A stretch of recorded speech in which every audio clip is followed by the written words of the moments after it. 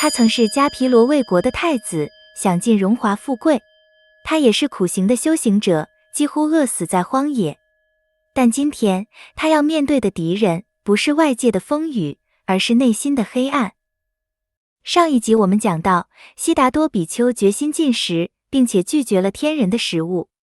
他之所以决心禁食，是因为当时耆那教的大雄在大力宣扬禁食修法，在那个时期很流行。决心寻找真理的悉达多，对于各种新奇修法并不排斥，包括祭祀、咒语、祈祷、禅定、辩论，这些都被证伪了。所以他打算在自己身上进行苦行实验。我踏上极端的苦行之路，试图通过严苛的自我克制找到解脱的真谛。我心想，如果我像耆那教徒那样，仅以极少量的食物为生，每天只喝一点点汤，我会有什么体验呢？于是，我每天只喝一点点汤时，放弃了其他一切多余的饮食滋养。就这样过了几年，我的身体因此变得极度消瘦，四肢就像枯藤，又僵硬又脆弱。我的臀部就像骆驼的蹄子，毫无弹性。我的背脊隆起，就像一根绳子，满是绳结。我的肋骨突出，恰似老屋顶上破碎的屋梁。我的双眼深陷，目光就如深井里遥远的星光，暗淡无神。头皮干枯皱缩，犹如新切的苦瓜在太阳下萎缩凋零。当我想摸肚皮，手指就摸到脊柱；当我想摸脊柱，手指就摸到肚皮。我的肚皮紧紧贴着脊柱。每当大小便时，虚弱的身体会让我的头向前倾倒。我试图用手按摩四肢，希望能缓解痛苦，却发现毛发因根部腐烂而纷纷脱落，只因我吃得太少，身体已经没有营养维系。人们见到我这副模样，议论纷纷。有人说沙门乔达摩是黑皮肤的，有人反驳不是的，他是棕皮肤。还有人说你们都不对，他是深黄的皮肤。我的肤色原本清净洁白，却因为没有吃什么东西而变得暗淡无光。在宁静的尼连河畔，悉达多比丘在深思冥想，渴望获得解脱。他身体孱弱，但决心坚不可摧。此刻，他面临着最严峻的考验，并非对抗外敌，而是对抗内心的黑暗。你日渐消瘦，如此虚弱不堪，都死到临头了，何必挣扎？不如活得轻松些，来修供养吧。追求功德，追求享受，放弃苦行，活着可比精进更重要。留得青山在，不怕没柴烧。但悉达多看透了心魔的幻象。我不需要功德，心魔，你是动摇不了我的。我有信心，有精进，有智慧，我能调伏我的各种烦恼。朝闻道，夕死可以。我追求解脱，怎么会害怕生死？我在尼连禅河畔静坐，身体因不懈的精进而虚弱。如果风大能吹干河水，为什么不能吹干我体内的血液？当血液干涸，胆汁与粘液随之消散。当肌肉耗尽，我的心却更加平静。我的正念、智慧与禅定在这磨砺中愈发坚固。即使承受最强烈的痛苦，我依然不为爱欲所动，一心一意只追求真理。你是心魔，是我内心的烦恼、欲望、疑惑、恐惧与不安。你的军队包围着我，不是刀剑，而是心灵的枷锁。你的先发部队是爱欲，诱我沉溺于短暂的欢愉。第二支部队是忧恼，蒙蔽我的清明。第三支部队是饥渴，让我永不满足。第四支部队是渴求，催我追逐更多。第五支部队是昏沉，削弱我的意志。第六支部队是怯懦，阻碍我的步伐。第七支部队是疑惑，动摇我的信念。第八支部队是虚伪，第九支部队是贪求名闻利养。最后一支部队是夸耀自己，贬低他人。心魔，这些都是你的黑暗军队，懦夫无法战胜它，也无法获得真正的幸福，但我绝不退缩。苟活于世是多么可怜，我宁愿在战斗中死去，也不愿屈辱求生。那些执着世俗的沙门与婆罗门，看不到也无法理解有德之人所走的道路，但我看得清清楚楚。心魔，即使你骑着巨象，统领你的军队，我也将向你迎战。你休想将我驱逐出此地。人间与天界的力量都无法征服你的军队，但我将用智慧粉碎他们，就像用石头砸碎未经烧制的泥罐一样。这是我的胜利，不是对抗外敌，而是战胜内心的躁动。这是通向觉醒的道路。心魔就这样退去了。这段经历在后期被大量神话演绎，魔王出现了，阻挠悉达多成道，千军万马地动山摇，算是剧情的高潮。然而现实中并不存在这样神通广大的魔王，这一切只是悉达多在和内心的心魔做了斗争。魔王并非游离于我们之外，他又在我们犹豫、渴望和恐惧里。但就像佛陀一样，我们可以直面它，凭借正念、勇气和智慧，我们能够化解内心的诱惑，走上自由之路。我反思过去、未来、现在的沙门和婆罗门都曾感受到突发的、尖锐的痛苦，但就像我这般极端的折磨，没有人能超越，可谓前无古人，后无来者。然而，这样的苦行并未让我证得解脱的智慧，那是否另有觉悟之路呢？我回忆起往事，父亲在处理释家族事务时，我曾在清凉的盐福树荫下静坐，远离各种欲望，远离各种不善法，保持有循有四。由于远离欲望和不善法，升起喜乐，到达初禅。这是不是觉悟的正道呢？我认真回忆和思考，我确信，这就是觉悟之路。我又自问，一直以来，为什么我害怕和排斥因禅定而产生的快乐呢？这快乐不是因为世俗的欲望，也不是不善法。我不应该害怕和排斥这种快乐，它纯净而且无染。然而，我意识到，我如此虚弱的身体，难以证得禅定之乐。于是，我决定吃一些米饭和粥，以恢复气力。所以，我接受了村民的食物供养。我在修苦行的时候，有5位从迦毗罗卫来的年轻人也随着一起出家。这几年，他们和我一起修苦行，协助我，视我为圣者。当我开始进食时，这5位比丘认为沙门乔达摩已经放纵堕落了，放弃精进，追求享受，他们心生厌恶，离我而去。但是，我并未沉溺。那天晚上，我做了5个奇怪的梦。第一个梦，我梦见我以大地为床，喜马拉雅山为枕，我的左手伸向东海，右手覆盖西海，双足放在南海。这片无垠的世界仿佛在我的怀抱之中，这仿佛预示着我的觉悟将遍及四方，我的教法将如大地般宽广，拥抱一切生灵。在第二梦中，一株蔓藤在我的脐间生长，笔直冲向天空，扩散于虚空。这蔓藤如此纯净，如此坚定。我觉悟后才知道，这蔓藤象征8支圣道，那是我将传授的真理之路，指引人天走出苦海，通向解脱。在第3梦中，黑头的白蚁从我的脚趾爬到膝盖，密密麻麻，却不伤我，这让我感到一种温暖的力量。后来我明白，这些白蚁象征那些皈依我的在家弟子，他们身穿白衣，追随我的教法。在第4梦中，4只色彩各异的鸟从四方飞来，落在我的脚边，之后都变成纯白。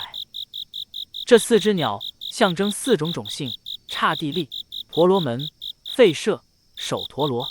他们将因我的教法放下分别，从世俗之家迈向解脱，证得无上自由。在第5梦中，我登上一座巨大的粪山，在上面行走，却不被污秽沾染。这个梦预示着，即便身处世间，接受饮食、床座和医药供养，我的心将不被贪执所染，不受束缚。我将以清净之心接受这些供养。描述悟道前的梦境，这里的出处应该算是最早的，已经有2000多年了。之后，同样的手法被反复运用，特别是在藏地非常常见。反正我说我做了什么梦，你无法证伪。现在缅甸和泰国的那些大德们也开始依葫芦画瓢。醒来之后，我恢复了气力，在座位上铺上吉祥草，开始打坐，远离各种欲望，远离各种不善法，保持有循有四。由于远离欲望和不善法，升起喜乐，我又到达初禅，禅定之乐再次升起，但我并没有抓取。我进一步平息寻思，止息心语，内心清净，正得无寻无伺，由定生喜乐的第二禅。禅定之乐再次升起，但我并没有抓取。我舍离喜、安住、放舍不分别，保持正念正知，身体能继续感受到乐。我正得了圣者所说的放舍、正念、身乐的第三禅。禅定之乐再次升起，但我并没有抓取。最终，我放舍了苦，也放舍了乐，断除了欢喜和悲伤，正得无苦无乐、放舍与正念清净的第四禅。当我的心平静下来，变得清澈、柔软和稳固时，我开始回忆前世。我看到了无数个前世，从1生到10生，再到100生、1000生，甚至更多。我清楚地记得每一世的名字、家族、生活和命运，知道我是如何从一世转到另一世的，还有每一世的细节。我在太阳落山之后，证得了宿命通，我明白了生命的轮回，打破了无明，心中充满了光明。但我没有停留在这个快乐中。接着，我开始观察众生的生死。我用清净的天眼看到众生的死亡和转生，有的人生而高贵，有的人生而低贱，有的人生而美丽，有的人生而丑陋。他们的命运取决于他们的思想、语言和行为。作恶的人会堕入地狱，行善的人会上升到天界。我在深夜时证得了天眼通，打破了无明，心中充满了光明。但我没有停留在这个快乐中。最后，我继续深入禅定和观察。我明白了无常的痛苦，以及痛苦的原因，痛苦的消除，以及通往解脱的道路。我的心从贪欲、执着和无明中解脱出来。我自证自知，我生已尽，犯行已立，所作皆办，自知不受后有。我在凌晨时证得了漏尽通，彻底明白了生命的真相，心中充满了光明。但我没有停留在这种快乐中。我想，世间充满苦难，人们会老死，却不知如何解脱。老死的原因是什么呢？因为有投生，所以有老死。投生的原因是什么呢？因为有三界的种子，所以有投生。有三界的种子的原因是什么呢？因为有执取，所以有三界的种子。执取的原因是什么呢？因为有贪爱，所以有执取。贪爱的原因是什么呢？因为有感受，所以有贪爱。感受的原因是什么呢？因为有接触，所以有感受。接触的原因是什么呢？因为有六根，眼耳鼻舌身意，所以有接触。有六根的原因是什么呢？因为有名色身心，所以有六根。有名色身心的原因是什么呢？因为有识，所以有名色身心。有识的原因是什么呢？因为有名色身心，所以有识。识和名色身心相互依存，形成循环。因为有名色身心，所以有识；因为有识，所以有名色身心；因为有名色身心，所以有六根；因为有六根，所以有接触；因为有接触，所以有感受；因为有感受，所以有贪爱；因为有贪爱，所以有执取；因为有执取，所以有三界的种子；因为有三界的种子，所以有投生；因为有投生，所以有老死。这就是痛苦的聚集。我通过正思维和智慧，明白了痛苦的原因，就是疾病。怎么样才没有老死呢？如果没有投生，就没有老死。怎么样才没有投生呢？如果没有三界的种子，就没有投生。怎么样才没有三界的种子呢？如果没有执取，就没有三界的种子。怎么样才没有执取呢？如果没有贪爱，就没有执取。怎么样才没有贪爱呢？如果没有感受，就没有贪爱。怎么样才没有感受呢？如果没有接触，就没有感受。怎么样才没有接触呢？如果没有六根，就没有接触。怎么样才没有六根呢？如果没有名色身心，就没有六根。怎么样才没有名色身心呢？如果没有识，就没有名色身心。怎么样才没有识呢？如果没有名色身心，就没有识。灭除了名色，识也会灭除；灭除了识，名色也会灭除；灭除了身心，六根也会灭除；灭除了六根，接触也会灭除；灭除了接触，感受也会灭除；灭除了感受，贪爱也会灭除，灭除了贪爱，执取也会灭除，灭除了执取，三界的种子也会灭除，灭除了三界的种子，投生也会灭除，灭除投生，老死也会灭除。这就是苦的灭除。我通过正思维和智慧，明白了痛苦的灭除、灭地。就像一个人在森林中发现了一条古道，沿着这条古道前行，发现了一个古老的城市，那里有美丽的花园和池塘。这个人向国王和大臣报告，建议在那里修建城市。国王或大臣采纳了他的建议，修建了城市，城市后来繁荣了起来。同样，我发现了过去圣贤所走的古道，即八正道：正见、正思维、正语、正业、正命、正精进、正念、正地。通过这条古道，可以知道无常的痛苦、痛苦聚集的原因，可以熄灭痛苦，以及掌握熄灭痛苦的方法。我依循八正道，清正诸苦的止息，了悟四圣谛的真理。我的心从无明、贪爱与执取中解脱，生死轮回的枷锁已断，不再有后世的束缚。如同那座古老的城市因古道而复兴，众生亦可依八正道，离苦得乐，抵达涅槃的彼岸。我已圆满此道，愿一切有情皆寻此古道，觉悟真理，永断诸苦。在后期创造的经典中，悉达多比丘被塑造成一位从一出生还没出生就一心一意想拯救世界的救世主。人世间太苦啦，百姓太苦啦，我要先天下之忧而忧，后天下之乐而乐，拯救苍生的重任由我一肩承担。但很明显，从阿含和巴利赞中可以看出来，这些都是后期的神话。如果他没有出家，他也很难从当时霸主林立的古印度中带领小小的迦毗罗卫国统一印度半岛，当上什么转轮王。